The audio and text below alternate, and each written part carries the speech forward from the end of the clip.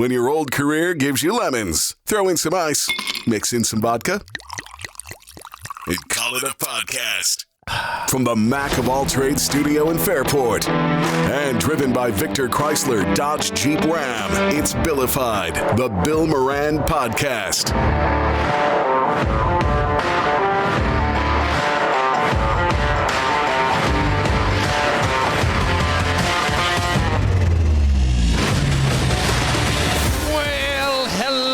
Welcome. Thanks for getting your pot on. Thank you for telling a friend. That's how we spread the word about the pirate ship. A lot of local radio talk lately on the podcast here and there, and I did want to continue in a little bit, but even talk further about radio, and I couldn't think of anybody better than BJ Shea, because BJ was part of Brother Wease's world twice, and then went off to Seattle and just exploded and just built an empire out there, and is, currently living his best life. Is that the right way to say it? I don't know. You know what? I love that. That's what the kids are saying. Living my best life. Living my best life. I tell everybody that I was kicked into retirement, kicked into my dreams, because I didn't want to leave radio when it happened. And I don't know if I completely left radio, but it's been almost a year since I've had a job. And, Billy, what I found is not a lot of call for a 65-year-old cisgendered heterosexual Caucasian broadcaster. For some reason, nobody's really banging down the door to get more old white guys to give their opinions. I don't understand it. I feel like the country just doesn't have enough old white guy opinions. I know. I'm with you on that. The old white guy opinion was very popular. We had a run, Beach. We had a run. Yeah, we had a run, man. And of course, just like my life, my entire career has been, you know what? You're almost ready. Oh, wait. Now you are, but we're moving on. Yeah. Wow. That's it. That's very funny. But so Wease, I'm going to say, I think to the audience, abruptly retired. And I said on my episode yesterday that these decisions in a company, and it's iHeart that he was working for, I said, there's so many layers there that any decision that seems to have come abruptly has not. It was 4 or 5 months in the making. And from what I understood from some insiders that still connect with me, because the great thing is there's somebody in Seattle that will talk to me once in a while, because I was on their national rock platform. So I did like 80 stations for them, and I'd have to be in all these meetings and stuff. And I think it was the KISW Steve. Well, anyway, it doesn't matter. Oh, Steve Miggs, maybe? Yeah. No. Yeah. Not Steve Miggs. That's your guy. That was your old partner. Right. No. This is perhaps? This was somebody way up in iHeart, so maybe it was where, anyway. KISW is not an iHeart No, station, that's not. So I probably don't know that. That's my bad. But this guy would kind of tip me off to some things that were happening. And from what I understood, they wanted Wease to stay and do his music show on the weekends through the end of the contract, which was coming up at the end of this year. And that's what Wease had said on his he did allude to that on his final show. Okay. And then he did say that was he wasn't going to do it, and he was very upset. We did talk briefly after his final broadcast, and he says he's going to do a podcast at some point, and he will do he'll reveal all at some point. But I just think that the people don't understand that these things. Well, there's two, to me, Beach, and you can speak to this very well. There are two things at play here. One is business. Business is cold and has no emotion. It's just about making money or not making money. Was it Wease's fault that the station was not making money? No, he was near retirement himself. He was, he had it. I think he stayed longer than he intended to stay, but maybe I'm wrong. So I don't think there was anything really there, but the rest of the station, the ratings were horrible. The place was like basically a dumpster fire. And so you got to make a change. But the emotional side, and especially what we did and do, is talk to people and make connections. And that's hard because you have become people's friends. And I think that I tried to look up some radio stats. I still think currently in the United States, and I don't know when this is from, around 92% of Americans listen to the radio at least once a week. 31% tune in daily, which is down from 37% in 2023. So we're going back a few years on that data. It may be even lower now. Because Do you know what the problem with that is, Billy? What's that? The problem with that is nobody in the advertising world believes those numbers. I don't know if they're true or not. I don't either. I'm not a statistician, but what I do know, nobody believes it. Listeners, younger people don't believe that. No. And a lot of advertising agencies, big companies, they don't believe that. It is very frustrating. It's very, very frustrating that if that number is true, that somehow, some way, radio can't get people to believe it. Because my gosh, the price that radio charges for advertising, and if those numbers are true, the return on investment's insane. Right. But that really is the big problem. They can't get people to believe that that number is true, that statistic is true. Mm-hmm. So I'd like to go back at some point and hit some of your time with Wease, but let's keep on this sort of trajectory of what happens in radio. I mean, there's so many layers, and this is why. So they knew. Yeah, I have a great story that won't get me in trouble because it happened so long ago, but it will illustrate your point about the ridiculous nature of how they don't plan and how they are also so covert and ridiculously secret that they will hurt people's lives. Yes. They will do really dumb things.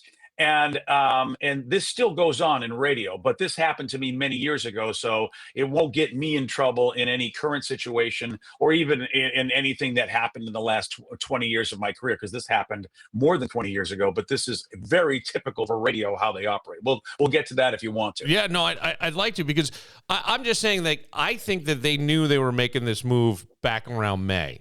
That's my guess. Only because if it's iHeart, and probably any radio company, they're going to want to do a music test, which takes time to find out what lane we go in if we're getting out of the spoken word genre.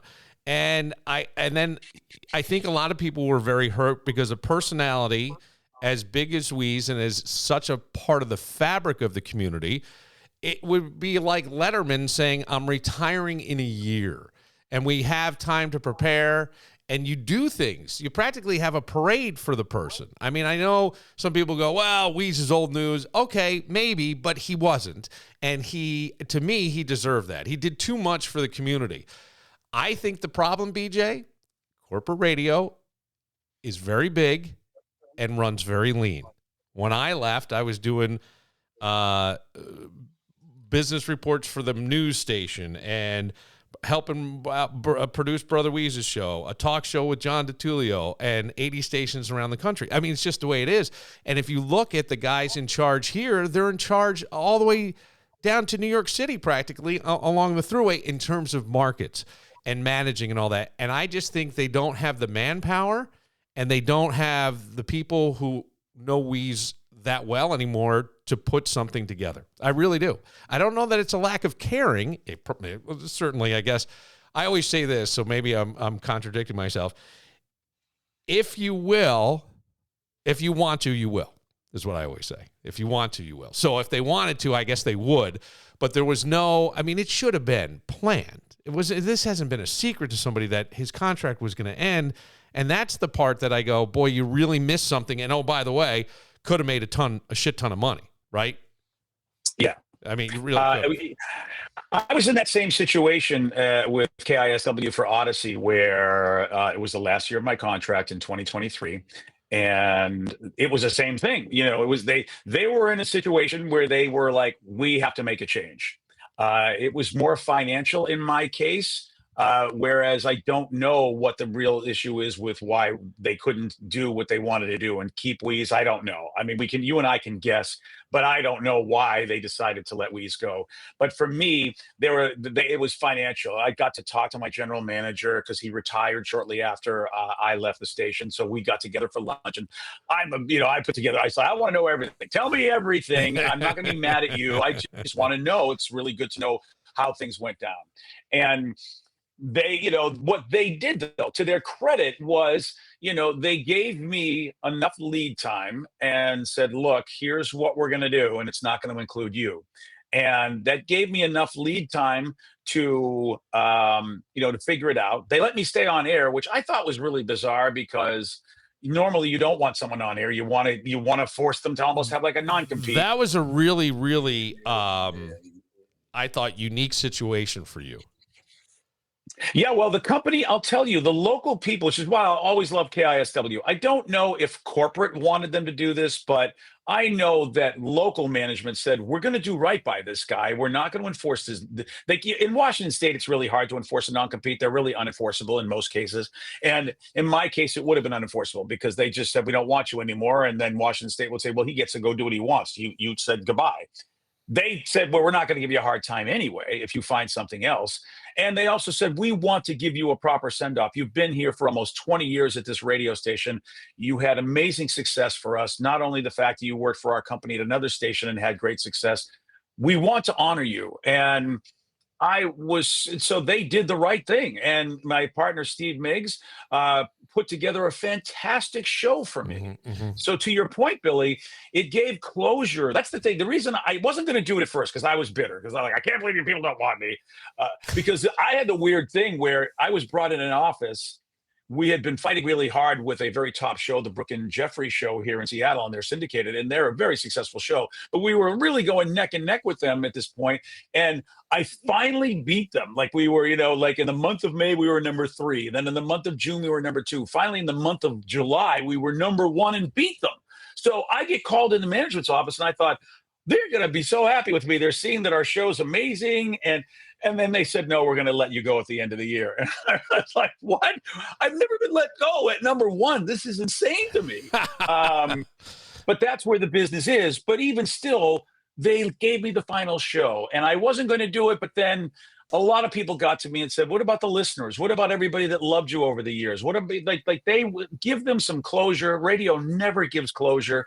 And I finally said, okay, I'll do it. And I'm so glad that I did, because everybody from the station came in. They got people. I mean, Steve did such a great job. He got rock luminaries. Duff McKagan is saying goodbye. Those are the kind of things, even more, it would have been a ton more for Wease because of all the great relationships he had. This is what I'm saying. I can't believe they didn't do that. No, and I do wonder, Beej, honestly, if looking at it, I mean, look, you worked with Wease, right? It would always be, brah, you take care of that, right? Exactly. He was the guy behind the mic and living the life and bringing the stories in. Anybody else had to do the other stuff. And I even remember trying to get him, I put a syndication package together when I produced his show, and his agent, who's since passed at the time, took it and he used the syndication package I put together for Opie and Anthony.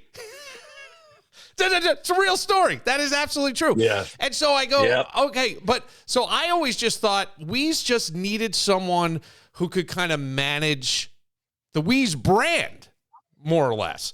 And I did that sort of when I was producing his show, but then, when he left and I stayed with Tommy and we had some nice success and all, I still, I always appreciated Wease, and I still think, here's just an example. You worked at CMF. Dave Kane did a music show afterwards. Dave's super talented, knows music, but he did a music show. Great guy too, by the way. Dave is such a good guy. But 40 years, gets a key to the city, then announces his retirement. They have a retirement party. They have a whole send-off. They do all this stuff. And then the station he's on gets into the local Music Hall of Fame, and he's the one to induct it. And Wease, it's like, see, don't let the door hit you in the ass. And that's the part that I think. Bring this up. I want to say again, because I just had a great career, that's an Odyssey station. And you talk about two different companies. Odyssey really, respects those brands. Now, Odyssey's not a perfect company. A lot of people, including myself, had a lot to say, but they definitely, you see what they do for, Dave Kane, what Odyssey Seattle did for me, and you see what was done for Wease. It's pretty glaring. Yeah, and I just wonder too, though, if it became locally, like everybody's just stretched so thin, and the people around him now don't know him as well. Well, look. Like Miggs was with you from the beginning, pretty much. Yeah, well, but the thing is that someone could have done something. I agree. If you listen to the broadcast, this seemed to be a shock to his management team because it seemed like up until because we said I was going back and forth at night last night figuring out if I should do this. When I heard that, I thought, so I bet his managers thought, oh, he's going to tell everybody I got a weekend show and I'm going to go do this. That is exactly what they thought. That is exactly what they thought. Yeah. So my thing is that see, he did it in such Wease fashion. They didn't know this was going to happen. But I'm a geeky board game strategist, loser, nerd.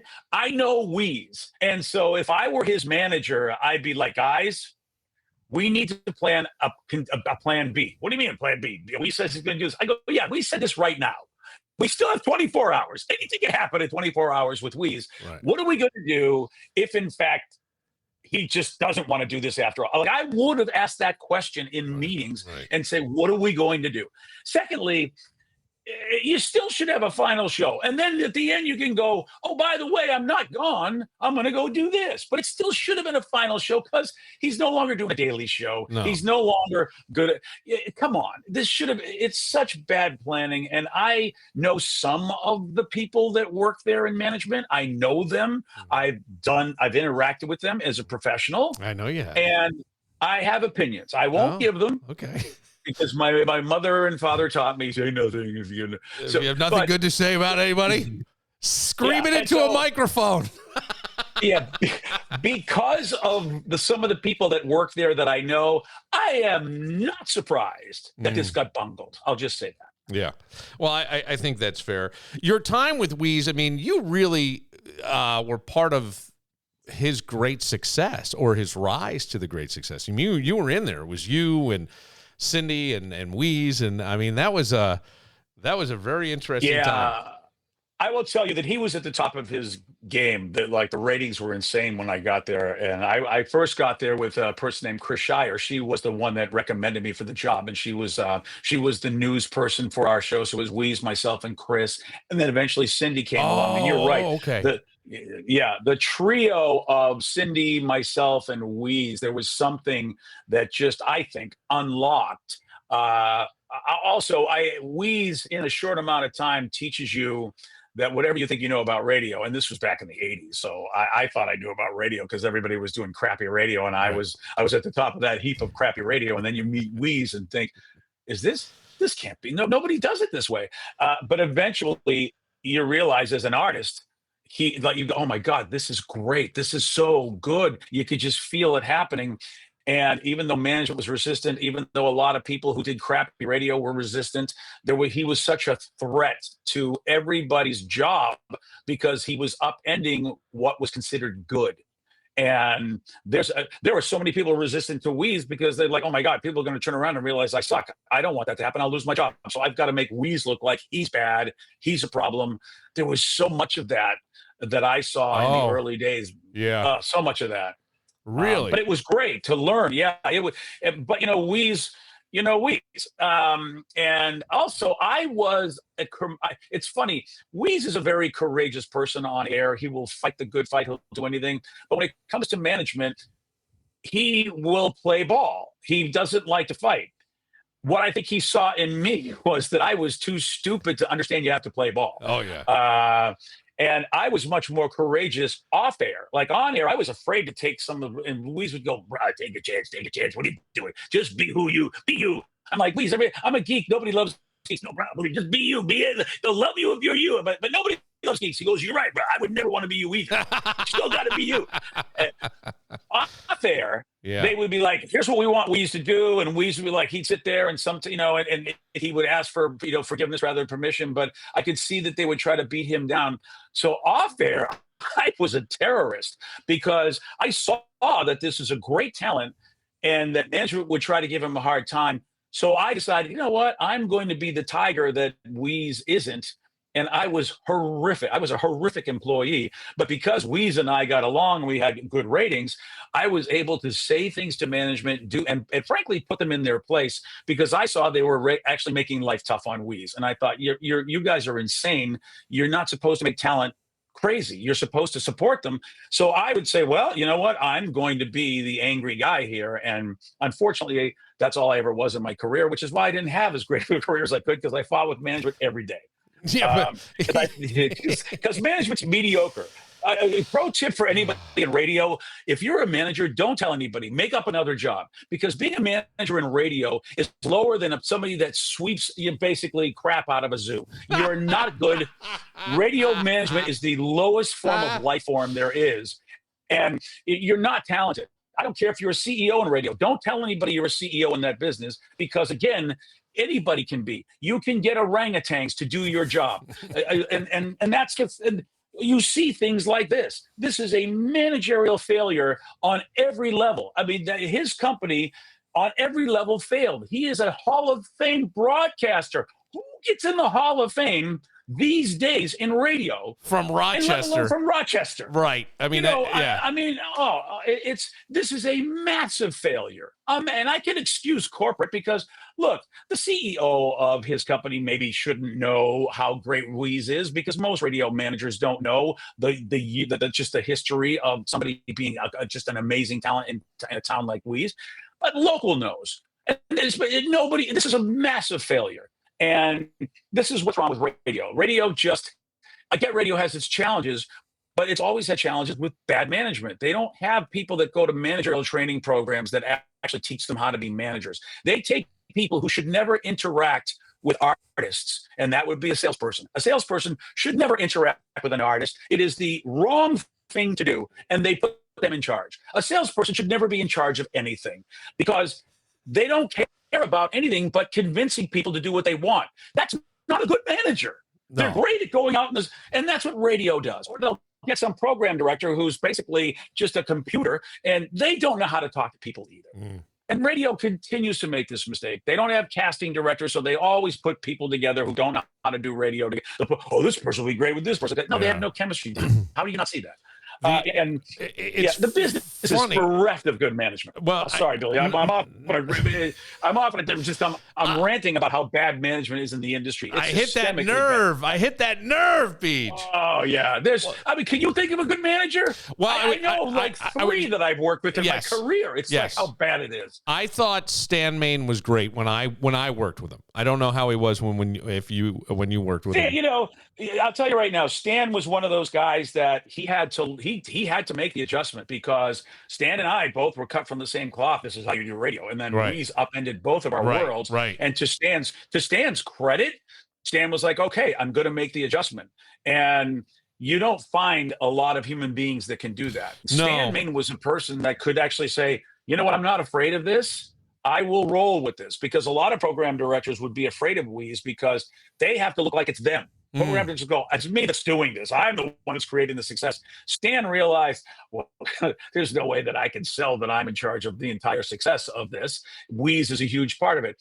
But Stan was really good at making the adjustment. And then everything else that happened on the radio station outside of Wease, Stan was a master orchestrator of all that. Yeah. I agree with you. Stan was one of the good ones. Yeah, I thought Stan was good. And then the late John Thomas. I don't know if you ever interacted with him. I never got to work with John, no. JT, he was one of my absolute favorite guys.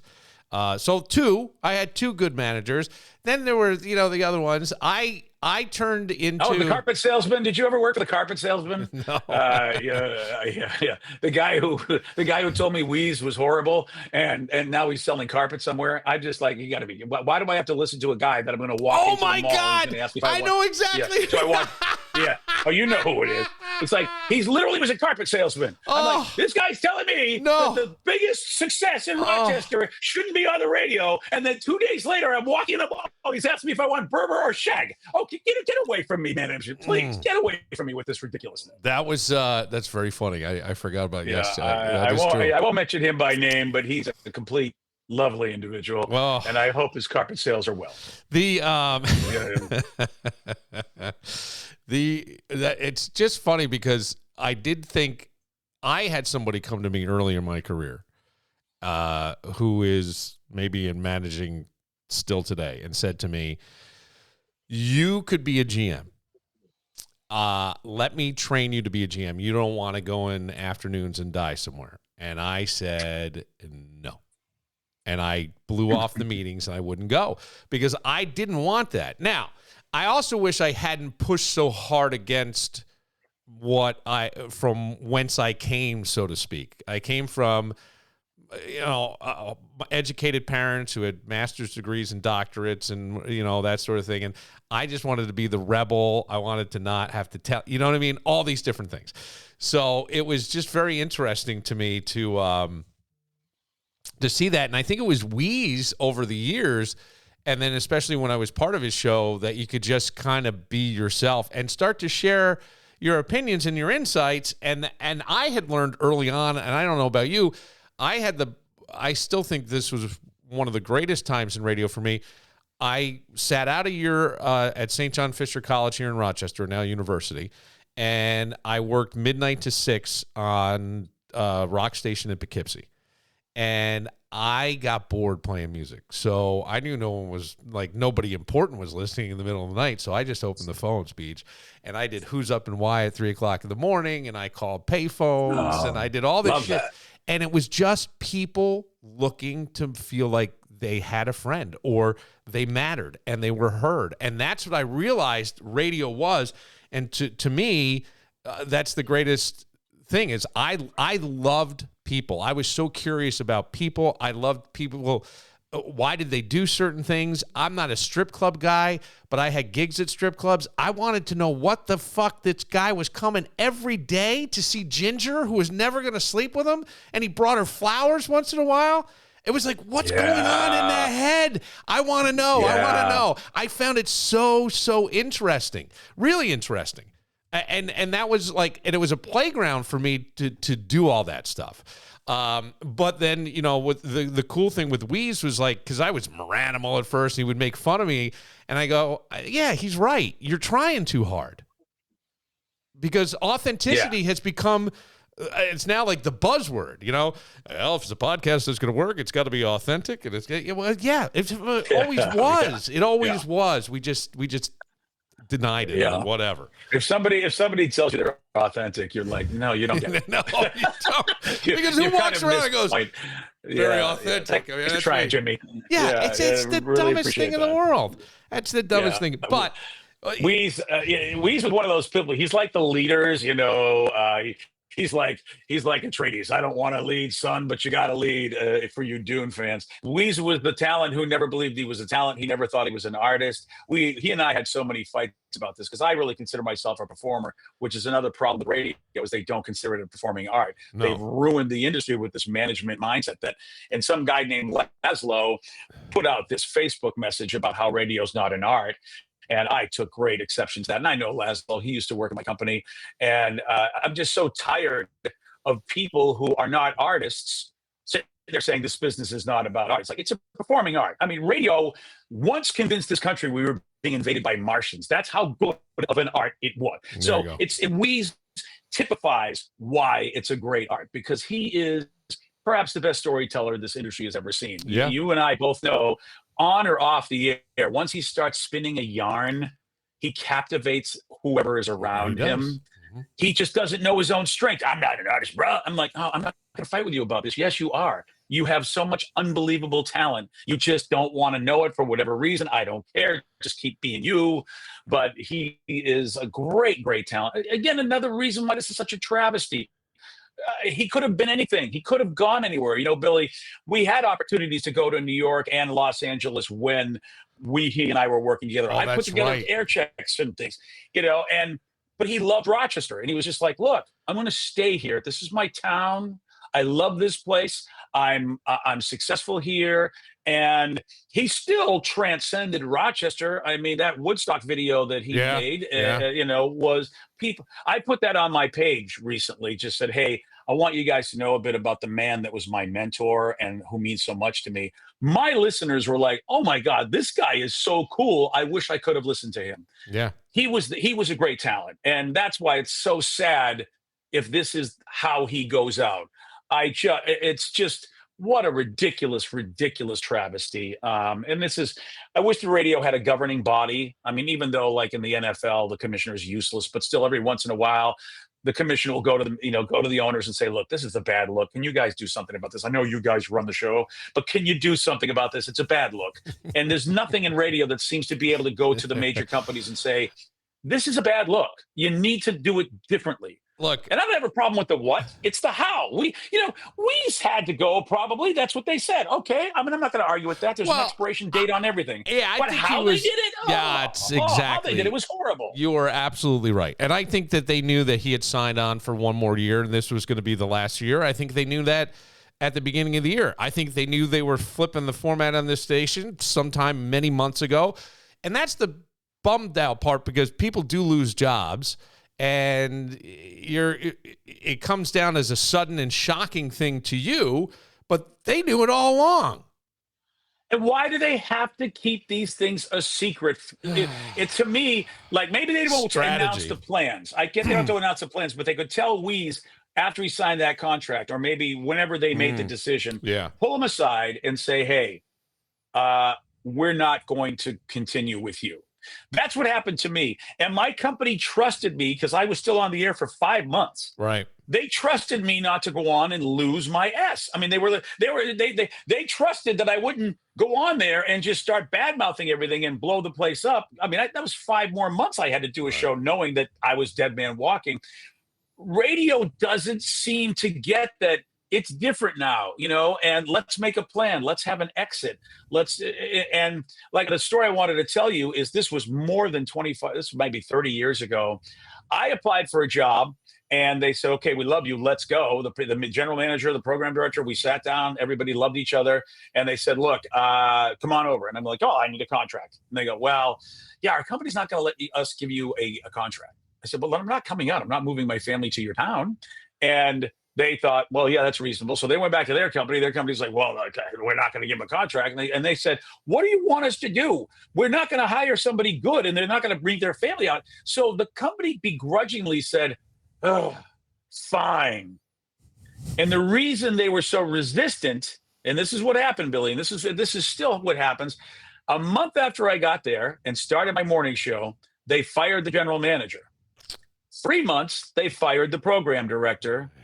And in 5 months, the station had flipped format. There was a brand new morning show. I had a guaranteed contract. So they said, well, we're going to move you to evenings. Oh, this is Phoenix. Yeah. Oh, okay. Now you know. Yeah, exactly. They knew all the time. Right. They knew all the time. Right. I'm like, you shouldn't have hired me. I moved my entire family, and the company knew that they were never going to keep me. And the sad thing is I actually did get good ratings that they should have kept me because they hired a different show. And here's the other this is the thing that radio does. So I had a bonus structure that said, hey, you'll get ratings if you're in number 1, number 2, or number 3. You'll get bonuses. Mm-hmm. At night, I was number 1. I was number 1 at night. I had a great show at night. And they said, yeah, but we're not going to bonus you. I'm like, why are you going to bonus me? They said, well, your contract says that it's 6 to 10 a.m. Mm-hmm. Yep. And I looked at the manager and I said, and you look really happy. I did get one bonus when I was at the company. It was my first book. I was number 2. And then they took me off mornings and said, we're going to put this other guy on. That other guy never, ever got me a bonus. And I said to him, and he was always laughing like, we didn't have to give you because of 6 to 10. I said, you're the idiot that doesn't have bonuses in the morning. I want to tell you, you can be mad at it. You can sit there and think you're genius, but your morning show is so bad that you don't have any bonuses.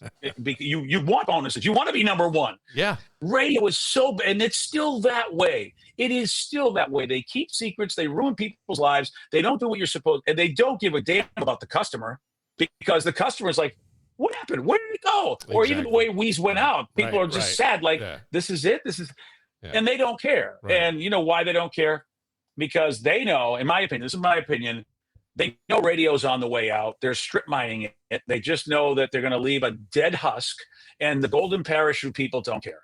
And the two big companies have new owners. They have these new owners with restructuring and bankruptcy. These new owners do not care about anything but just getting the last drop of dollar.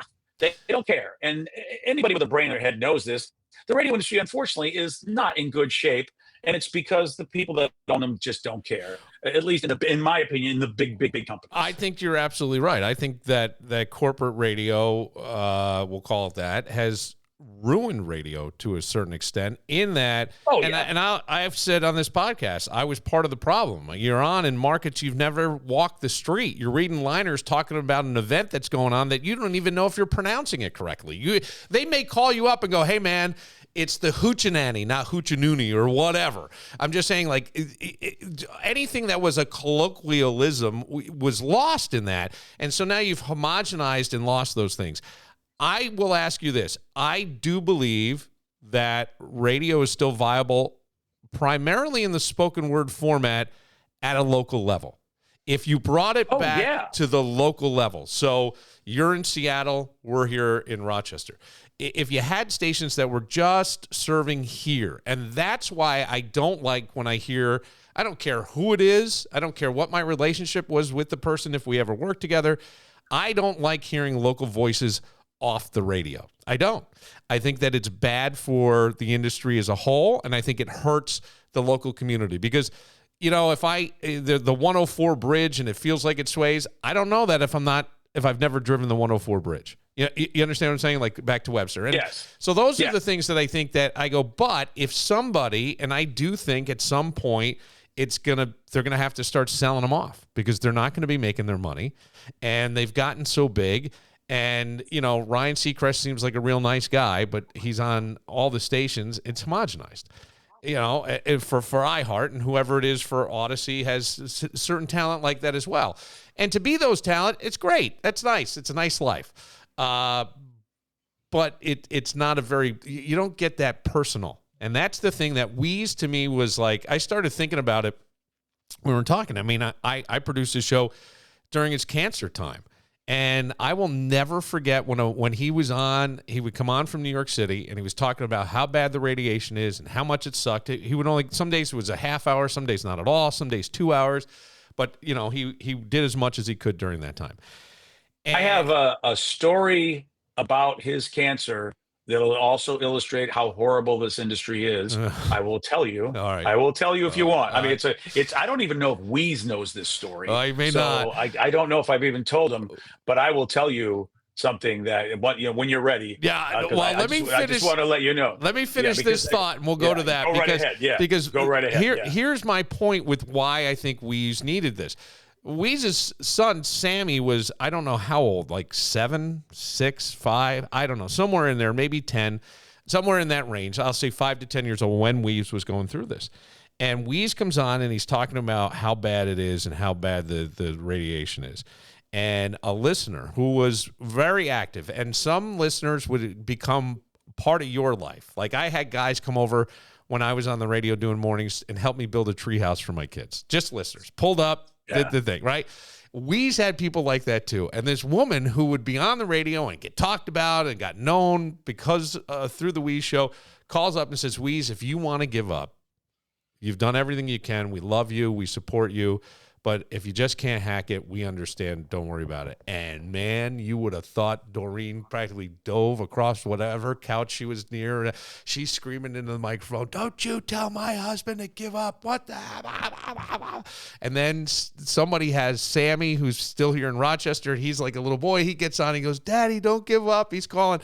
And I go, you can't have – I mean, that was emotional and an investment, and it was the Osbournes before the Osbournes. It was, you know what I'm saying? It was a real reality show. There was nothing scripted here. Wease had no writers. Stern has writers. Yeah. Ryan Seacrest has writers. He didn't have writers, and that stuff was so authentic, and people remember it. I remember sitting in the studio I had headphones on, and I'm sitting there with a microphone in front of me saying nothing because I don't know what to say. And I'm just taking all this in, and I go, you can't have that personality in this town. It's so into the fabric of people's lives and people so into his life and just go, well, that's it, folks. It just doesn't work. Now, what happened during the cancer? Oh, no, you're right, Billy. That's why this is such a travesty. Mm-hmm. One of many examples. The industry itself, so many people contacted me, people that nobody in Rochester know, right? But they knew Wease. He affected their lives by going to conventions and just owning the panels and being Wease on panels. He changed so many radio careers. People just did an about face and said, oh, we better stop doing our show the way we're doing it. We'll never win. Wease is the future. So many people love him and would have come on his show. Like, it would have been a cavalcade of stars of anybody and everywhere. It's disappointing to all of us, including a lot of people that Rochesterians don't know about, but radio luminaries that would be like, you got to be kidding me. Yeah. My story is that right after the Phoenix debacle, where I was doing nights, I was brought back to Rochester. Oh, I do remember this. Yeah. So I didn't know this. This is where I had to talk to the carpet salesman, and I had a massive argument with the carpet salesman because I went to the carpet salesman, and when I was brought in, we believe in you. We want to do this afternoon personality show, and we're going to put you with Bull. And I love Bull, and I personally believe Bull and I were onto something really good, even though we was like, what the hell are you guys doing? I just felt like, look, dude, I think we're doing something that eventually became the core of what I did in Seattle and made me whatever the hell I am in Seattle. But at the time, it was really revolutionary. We got good response. It wasn't like we were horrible, but we weren't brought there for that. That was the problem. We were not brought there to do an afternoon show. They really thought, the management team thought that Wease was going to die. Mm-hmm. Pancreatic cancer at the time. Yeah, they thought he was going to die. And they wanted me as a replacement. But they didn't tell me that. They moved me and my family out there, and they just said, oh, hey, we just want you. You're a great talent. How cool would it be? Wease in the morning, BJ in the afternoon. Yeah. I mean, they sold me on this. They also paid me really well. So I thought, okay, they're not full of crap. So I thought, all right, I mean, I'll do this. I love Rochester. What a great opportunity. And then when Wease didn't die, honestly, it was amazing how, it's like, and I remember my family, we wanted to buy a house. We were there for like 1.5 years, and my wife was like, let's buy a place. The kids love it here. So we found a nice place in Brighton. The kids love the school. They love their friends. They love the neighborhood. And I went to them before buying the house because we had toured the neighborhood, and the neighborhood, a couple of people knew who I was. And so they were like, please move in. And so I went to the carpet salesman and I said, look, I'm getting a vibe here. I just have my spidey sense is tingling. I don't know, but I just feel like I shouldn't buy a house. But my wife is killing me. We can afford to buy a house. But I just feel like this might not be the right thing. Why am I getting this vibe? Oh, no. Buy the house.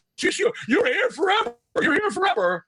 I buy the house. 3 months later, they're like, you're done.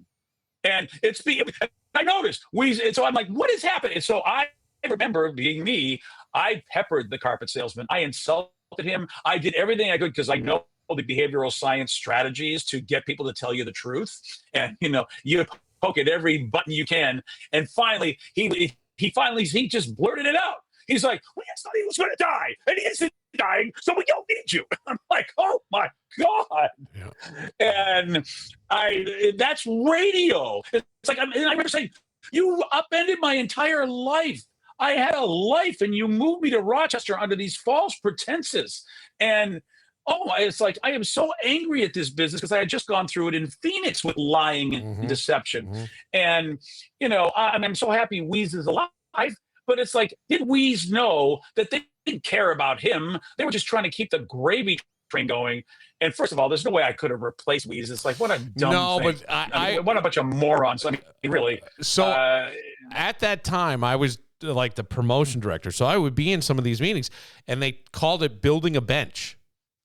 So they wanted you, and they brought in Beth to do nights. And I thought it was great. And then they moved me out of a management role and put me on the Zone to do mornings, which was another station that they had, and that was fine. Yeah, I remember that. But that was it, and so I never really heard much after that. But I was under the impression everybody knew they were building a bench, and you forget that they say a lot of stuff behind closed doors that they don't tell you. And I don't know if it's two things. One, it's a power play. And the other is I just think they think less of talent. Like, you're too emotional, you can't handle it. And it's a radio thing. It's not a TV thing. And I always loved, because I'm working on something that I'd like to do where I go out, and I would come to Seattle even and film just conversation, radio days, stories like this. And one of the guys I want to sit down with, who I talked to once and told me fucking great story about radio. He had been in TV. He gets in radio. His manager calls up and says, hey, can you provide peanut butter? He wants peanut butter in the morning. Can you provide peanut butter? And the radio's like, what? We don't do that here. That's not what we do. And they're like, this isn't craft services. But like, you see the disparity, how they treated talent. Like talent in TV, it would be like, what do you want? We're going to make sure you're happy. We want you to be at your best. We're looking for the best from you. How can we help pull the best out? How do we make you comfortable? How do we do that? Radio, it's like, fuck, it's you and her or him and you and go. That's like, oh my God. And when you look at it, it is absolutely insane. And that does make me laugh. It's funny. I hadn't really thought of it that way, Beach. And I love that you're calling this guy the carpet salesman. He was such a douche. I just have to say this. I've told this story a few times. I've never used his name. I don't know if it was prior or after you. No, it had to be prior to you. He had inserted himself because Stan Main put me in afternoons and then was sort of pushed out to Austin. And so I'm doing afternoons, and the carpet salesman becomes the guy in charge now. And he comes in, and he was part of a show in Boston, which was a pretty big show in Boston. And he would play bits for Wease. You need to do stuff like this. And it was like drunk Magnum PI. Like Magnum PI wasn't even on the fucking air at the time. So this is what this guy's doing. And then he decides that he was trying, I didn't realize this. Here's another one. He was trying to push me because at the time I might have been 23, 24 years old. He's trying to push me to overnights. He wanted Uncle Raj, who did overnights, to come and do like afternoons. And Raj wasn't coming off overnights because he didn't want to deal with management. He didn't want to see people during the day. And he just like, you know what? Raj was perfect for right where he was. There's no way he wanted to interact with the idiots. So, he was smarter than all of us. He was smarter than all of us. So this guy decides that he's going to extend Dave Kane till 4, and then he's going to do 4 to 6, and then I was to do 6 to 9. He used the radio as a dating service. He would. Did he? He dated caller number 9. He would invite the women up. They would he'd tell them they'd have to get there because I think the station closed at 5:30. I think the front office. So he said, you got to get here before 5:30.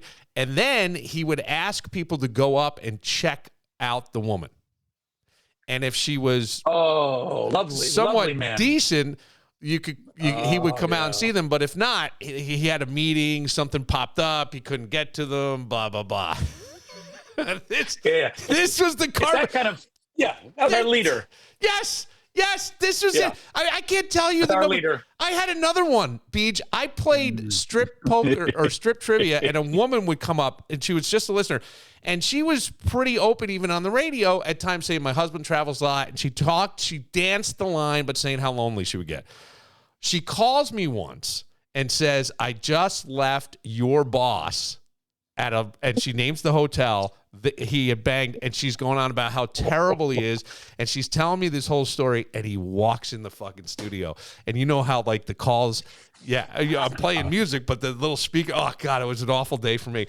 But at the same time, so entertaining. And it tells you so much about these people, people, that there's this internal happiness that they just don't have. And so they got to then shit on everybody else. And that's not what you need to be in life.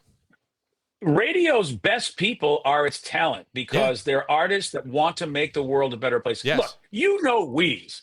You know how Wease is. At the end of the day, his show was his heart coming through, trying to make the world a better place. A lot of people may have had complaints about the fact it was too political. But Wease was like, dude, I am doing what I can do to give back and make the world a better place. That's who he's always been. Right. And that's the heart of an artist, which is why he and I will always fight. It's like, Wease, you are so an artist. You have the heart, because that's what artists do. Artists want to just use whatever their gifts are to make the world better. And sure, whether you agree with his politics or not, you can't disagree with where his heart is. And, like he said in the Woodstock video, he never grew into this conservative person who was bitter and stopped having a heart. he just maintained that he was the same hippie that he always was, with those ideals of can't we all just get along and love each other. I mean, yeah, God, that's a horrible credo to live by, isn't it? Yeah. Whereas radio management, those are not the best of the best. There's a great story, which I love, Hitchhiker's Guide to the Galaxy. At the end of that book, at the end of the multiple books, they basically leave a planet and leave all the salespeopeople behind, all the marketers, all the salespeople, because they go, you really add nothing to humanity. Right. And it's so we know this. I know not all salespeople are bad, and also salespeople have been pretty mistreated by our industry as well. I have some friends that. Yeah. So, but it's the salespeople that go into management that really don't belong in management, that just don't have the skill set. It's like, hey, look, go out and sell what you sell. Thank you very much, but you're not a manager, and they ruin talent. They ruin this business, and they ruin people's just will to live sometimes because they don't understand how we operate. The reason you get us for a ridiculous price, and the reason kids are still wanting to do this, is they love the art. That's why they'll do 5 jobs, 10 jobs, 12 jobs and get paid minimum wage. It's not because you're a great negotiator and you pull one over. It's because they don't care about money. They want to do their art. And this business takes advantage of that. Like, a lot of entertainment businesses do, but radio is the worst, I think. And I mean, that's why it's the way it is now, because the internet, these people could go on the internet and do their art. Yes.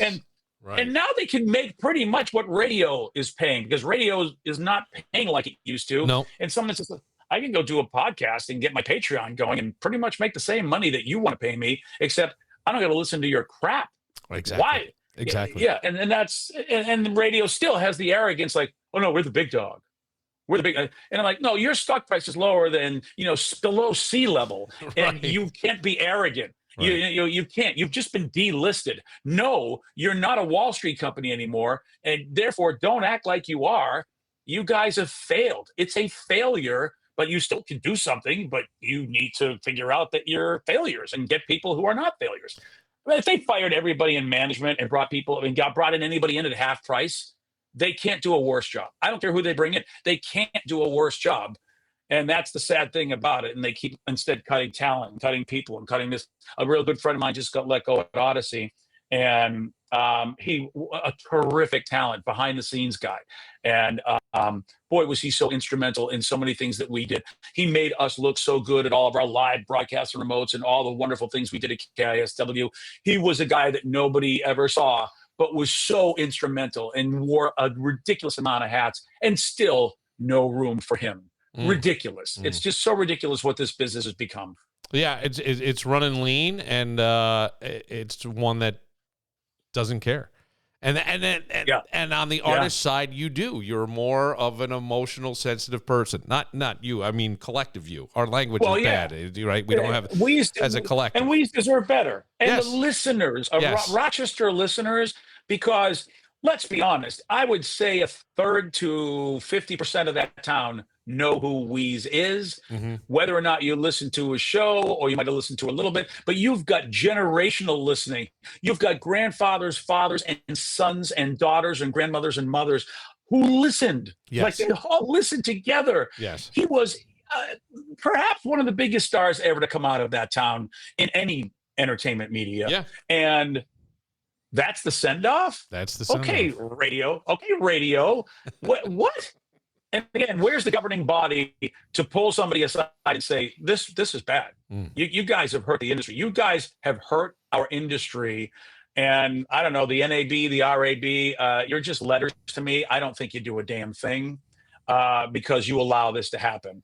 You're like the MLB commissioner. You're like the NFL commissioner. Oh, yeah. You're useless. Yeah, you really are. And I'm sorry to say it, but that's what I do. That's why nobody wants to work with me. Wease would never say that. Wease's last show. Wease and Doreen were so kind on their last show. Yeah, I didn't hear it. And they were kind. And I know they wanted to make sure they didn't make trouble for anybody. Yeah. I get that. Me? No. I mean, even on my last show, I basically called out the a-holes. I did anyway, even though it was my last show. You're a great guy. Let's talk to Duff McKagan. And I'm like, oh, yeah, don't forget the guy we used to work for. He's a moron. I hope he dies. That was me. Because I just so angry at the people that ruin this business, and it was my last show. So like, what are you going to do? What are you going to do? Fire me? Yeah, you know. And I don't know how long Wease has got in his contract. I understand, obviously. If depending on how long it is, all right, you got to play nice. For me, that day was my last day. Like that was my last. Like, okay, you're not going to pay me tomorrow. So what are you going to do? Not pay me? You're going to fight? I mean, and I was happy to go out that way. And I also am a fair person. I love my local management team. I thought the corporate people that I had to deal with were idiots, and all the way to the top. And they just were not good at their jobs. And, if they were, well, that's horrible. I go, well, point to the ratings. Their ratings are the stock price. You're not good at your job. I don't care whatever email you put out there. Your ratings are horrible because no one's making money off your company. You should do a career seppuku. Do us a favor, go up behind a friggin' bush and fall on the career sword and save us all the embarrassment. Well, now, I mean, you know what? If you had any honor, if you were raised in a culture like the Japanese culture, you would do that for your family. Beans, talk to me about the mental health stuff a little bit, because I didn't realize. What are you talking about? I'm perfect. Look at me. I have a picture of mental health. Yeah, but we'll get to the show you did. But here's one that shocked me, saddened me deeply, was whatever was going on with Ace. That one caught me. That one caught me by surprise, and I know there was a lot of. There was some tragedy in his life of recent kind, and changes and things. But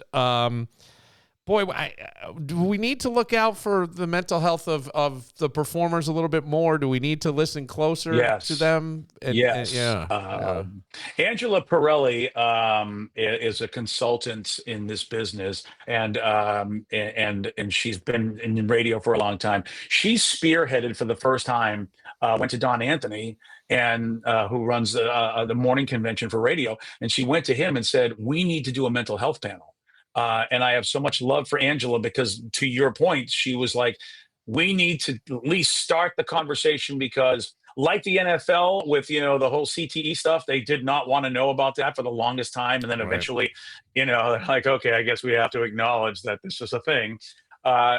She felt the same way about mental health and the way that talent is treated by corporations, that it has an adverse effect on a person's life, and as well as the families and the extended families of people that have to interact with somebody that end up having severe mental health issues because of their environment. Because mental health, there's mental illness and there's mental unhealthiness, and it gets conflated a lot in our society. Yeah. And so the idea that people confuse the two, Angela said, look, environmental stuff is huge in radio because it's a highly stressful industry, even if, in fact, everything's going right. If everything's going perfect, you still have a highly stressful job on the levels of air traffic controller. And my therapist did research and found out about that, and I was very happy that he did, because he was a military PTSD specialist. And so with that level of stress, it's already a high level of stress that most human beings don't ever experience at their jobs. That's if it's good. When radio does bad stuff, then the stress level is just beyond human tolerance. Like it's abusive when the stress level is beyond and beyond just the normal level that radio has. And she wanted to bring attention to it. So yes, she believed it just like you do, Billy. That there needs to be better work in understanding how to treat your employees better than corporations do. The lying, the secrecy, the not caring, the building a bench and not caring about people's families and whatever, that has a massively adverse effect. And another reason why I'm pissed at the NAB, RAB, or whatever, because it's a huge talking point. It's a real thing. What happens in this country today with all this horrific stuff is due to environmental BS done by unthinking corporations and also a horrible government. And it's affecting human beings. This is not the way we should be. We shouldn't be living like this. Therapists will tell you we're not meant to live like this. We're in fight or flight mode all the time, and we're not on the Serengeti. There's not a tiger trying to kill us, yet we're at a state, a lot of us, where we feel like there's a tiger chasing us and we're going to lose our life. That's insane, since we are at the most safe part of being an American you could ever be. It's the safest time to be an American. The History Channel did research on that, yet people are like, oh. Yeah. And that is environmental, and it's a travesty. And radio is definitely playing its part. and contributing to that negative effect. Yeah. You did do not a mental health show, but you did what was the show that you started that did go national for Odyssey? Was it about suicide or suicide prevention? It's a show called I'm Listening, and I want to give credit where credit is due. Dave Richards, who is perhaps, one of the best program directors in the history of this friggin' business, and now he's the vice president for Odyssey. I think he was really inspired by my story, which was the story of my daughter, Sarah, who had an ex-boyfriend die by suicide. And, he worked with me every day as we tried to navigate this in our family. Like, what are we going to do? Because a lot of times suicide, guilt of survivor guilt is such a huge thing that then some of those survivors will die by suicide too. And I was so like, oh my God. And nobody really knew what to tell you. Therapists didn't really have a lot of information to help you with a person that was a suicide, basically a survivor of somebody who died by suicide. And so Dave was so inspired by this. And boy, you talk about, Dave just was a brilliant orchestrator, a guy that deserves so much credit for my success. I wouldn't be anything if not being able to have worked with him. And he's like, hey, BJ, I want to do this. I know how much this means to you. Would you like to host a show? I want to make a national show one day a year. We will do a national show on all of our stations, and we will just get celebrities, guests, whatever. And boy, oh boy, did everybody want to partake in it. Musicians and athletes, so many people wanted to speak out about it because they all were touched by this all at some point in their life, whether it be family members or themselves dealing with, trying to attempt suicide.